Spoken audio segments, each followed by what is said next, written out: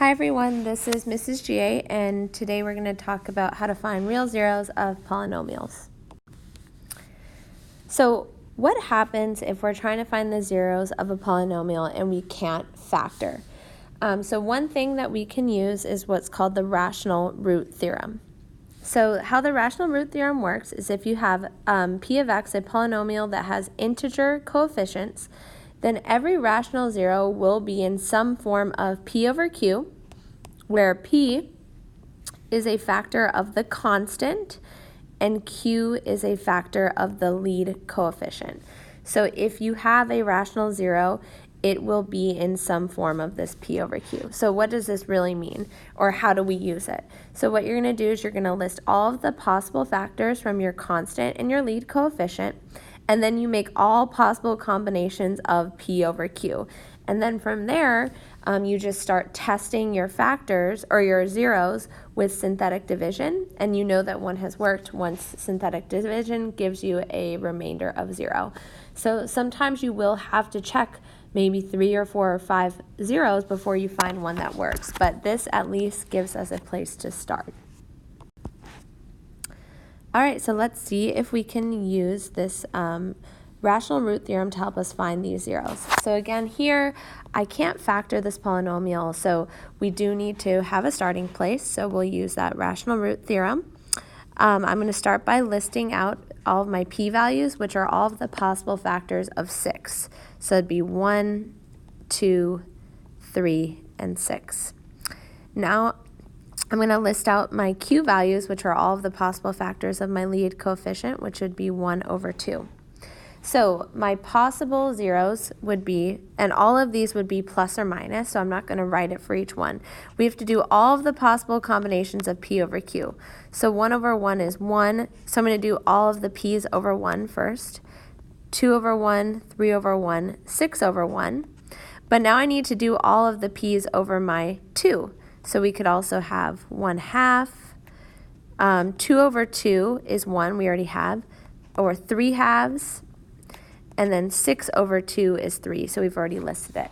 So we have 1, 2, 3, 4, 5, 6, plus the plus or minus, so we have 12 possibilities here. And then really we just need to pick one and start testing. So let's say I start at the beginning and I test +1. Let's see if +1 works. So we'll use synthetic division. So I'm going to list out my coefficients, 2, 1, -13, and 6. And let's go through that really quick. So drop your first number, then you multiply and add. Multiply, add, multiply, add. So here, since my remainder is not 0, I know that 1 is not one of my solutions. Okay, so let's try something else. Let's test 2. So again, we'll do some really quick synthetic division. Okay, so multiply, add, multiply, add, multiply, add. So here you can see that my remainder was 0, which means that 2 is in fact a 0. So instead of continuing on with synthetic division, let's list out what we have, because we've started to factor. So if 2 is a 0, that means x minus 2 is the factor. And let's list what we have left here. We have 2x squared plus 5x minus 3. So maybe instead of doing synthetic division, we'll look at this and we'll see if we can factor this quadratic. So this quadratic is actually factorable. So we get x minus 2 times 2x minus 1 times x plus 3. So now, since we have it completely factored, we can list out all of our zeros. So we have +2, +1/2, and -3. And notice that all 3 of our zeros came from our potential list from the rational root theorem. So again, you do just need to start picking them and start trying, and hopefully you get lucky and one works early on. But once you have one that works, look at what you have left, and instead of just guessing random values, see if this one is actually factorable. And of course, if it's a quadratic equation, you should be able to solve it either way. Okay, let's try one more together. So here you can see, again, this isn't factorable, so we need to start listing out some possible solutions. So I'll list out my p-values, which again will be 1, 2, 3, and 6. It's all of the possible factors of our constant. I'll list out our q-values, which would be 1 and 3. So if I list out all the possible combinations of p over q, I'll do p's over 1 first, so plus or minus 1, 2, 3, and 6, and all of these are plus or minus. And then let's do the same over 3.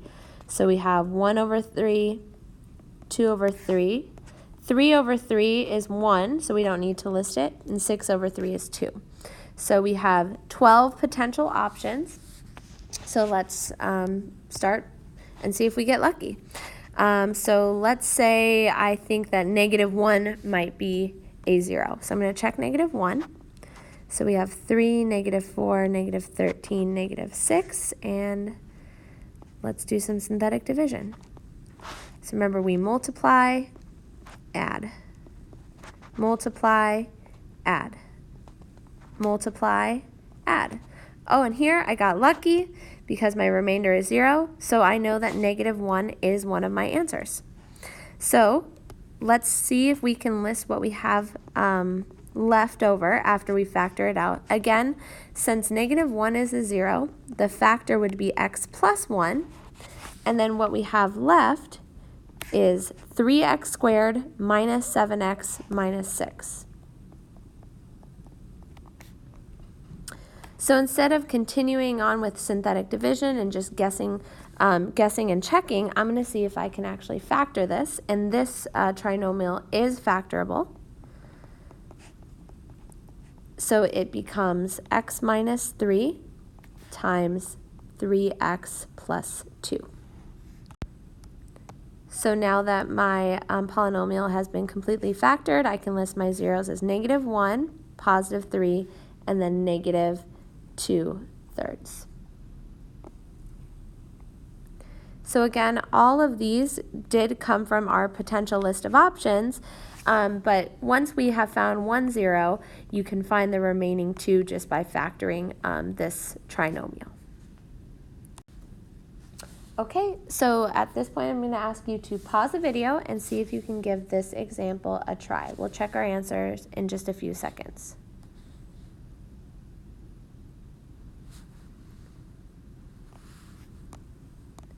Okay, so here you can see I listed out the possible p and q values, giving me a list of 4 potential answers, plus or minus 1, 5, 7, and 35. So I tested -1, which happened to work, meaning that my factor was x plus 1. What I had left over was a trinomial that I could factor into these. So once it's completely factored, you can list all of your zeros, and you should get -1, 7, and 5. All right, we're going to try one more together. This one's a little bit trickier. So let's start by listing out some potential zeros. Okay, so you can see that our p-values would be 1, 2, 5, and 10. We only have one q value, which makes our job a little bit easier. So we have plus or minus 1, 2, 5, and 10 to choose from. So let's say we start by checking 5. And let's do a little bit of synthetic division. So 1, -5, -5, 23, and 10. So we start going through our process. Multiply, add, multiply, add, multiply, add, multiply, add. Oh, and it happens to work. So again, there we just kind of got lucky, and also I know what the answer is, but for you, you might have had to try maybe 2 or 3 or maybe even 4 before you get one of the zeros. So that tells me that my first factor would be x minus 5, and then what I have left, since I started with x to the 4th, I have x cubed plus 0x squared minus 5x minus 2. So you should always check to see if this is something that is factorable, but in this case it's not. So that means that I need to do some more synthetic division.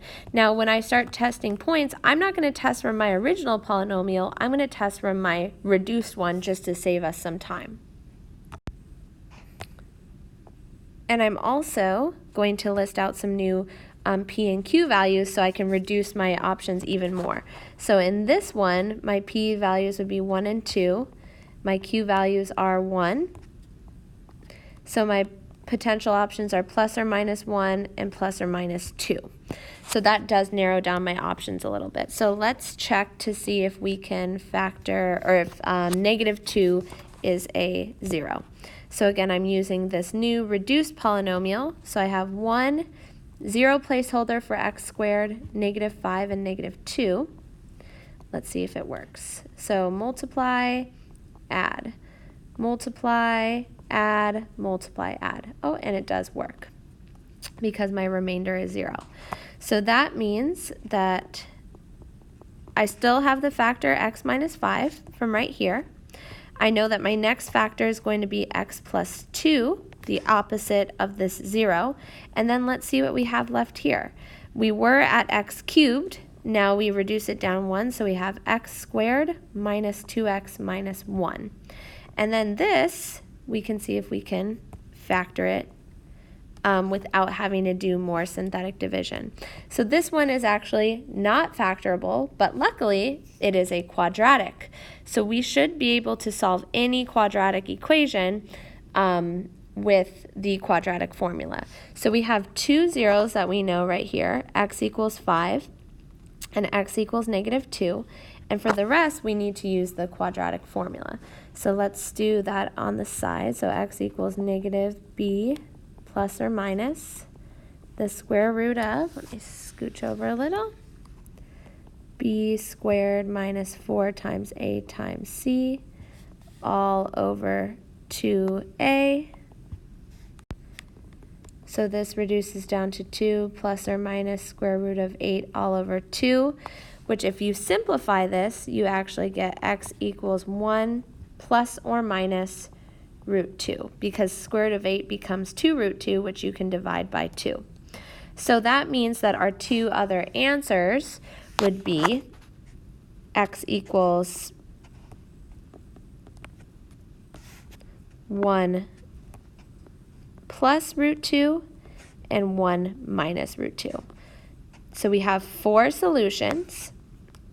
2 of them are nice whole numbers, 2 of them have radicals, but again, as long as you are able to reach a quadratic factor, you should be able to solve that either by factoring more, or maybe you do need to use the quadratic formula. So maybe you're wondering, is there some way we can narrow down our options? Because, you know, the rational root theorem, you're really just given a big list of potential answers and you just have to guess and check. So there is something called Descartes' rule of signs, and it may be a way that you can narrow down which answers will work. So what you do is you start out with your function, and you're going to count the changes of signs between your terms and your original function. So if I look at this one, I see that this stays positive, stays positive. Oh, I see a sign change from this term to this term because I go from positive to negative, but there's no change from here. So I see one sign change. So the number of sign changes is going to be the number of positive zeros that you might have.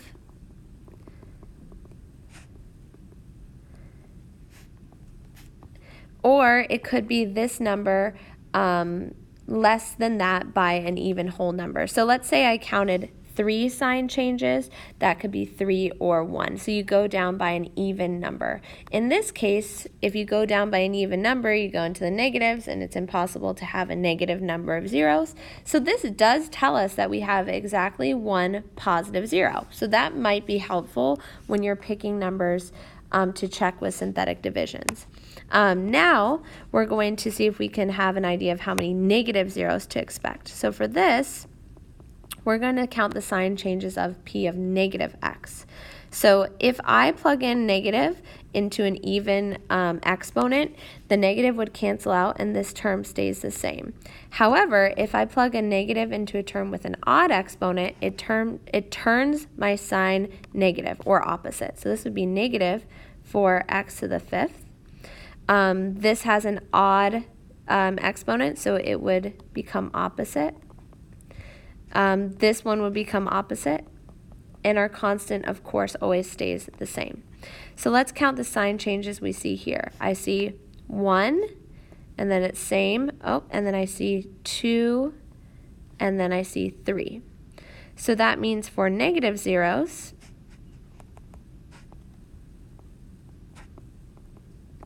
I might have 3, or I might have 1. So it's either this number or less than it by a even whole number. So you essentially just keep subtracting 2 until you can't anymore. So this was useful maybe for 2 reasons. One, you know to at least expect one of each type. So that tells you it is worthwhile to check both the positives or the negatives. And then it also tells you that once you've found one positive zero, you won't have any more. So you won't waste your time checking more positives once you've found it. Now again, Descartes' rule of signs is just a way to narrow down your options, but you will still probably have to end up checking more points to find all of your zeros.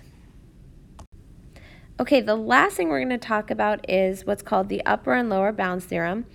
So this is a way to check to see if your remaining zeros are between an upper and lower bound.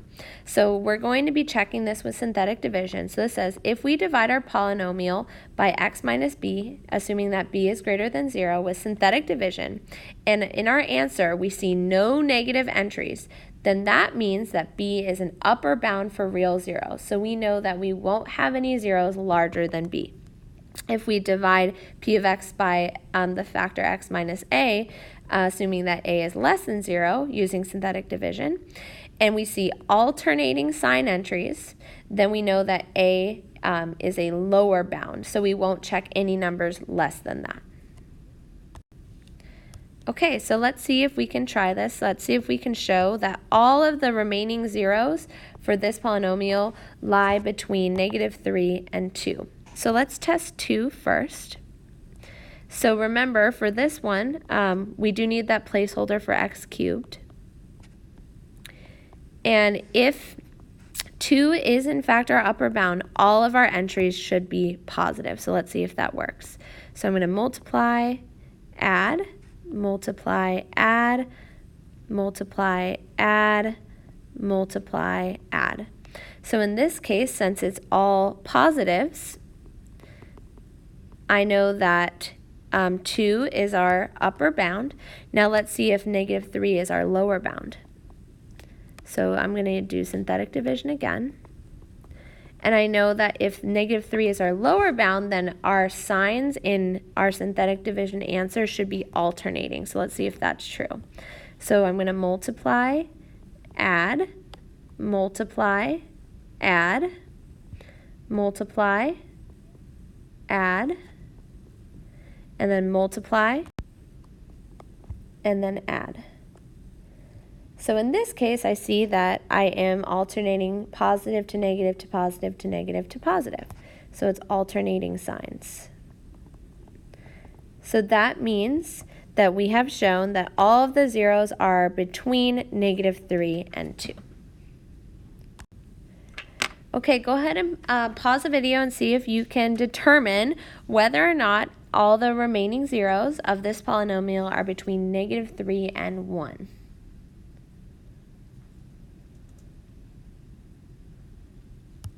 Okay, so let's check. So if you check +1, you'll see that it is all positive. So this could be an upper bound. However, if you check -3, you do not have alternating values. So this statement is false. We don't know that all of the zeros are between -3 and 1. So again, this upper and lower bounds theorem is just a way to maybe narrow down your options. However, like I said a few times, you will still probably need to guess and check, and you might, have to check 2 or 3 or 4 before you find the right zero. All right, that is all for today's video. Thank you so much for watching.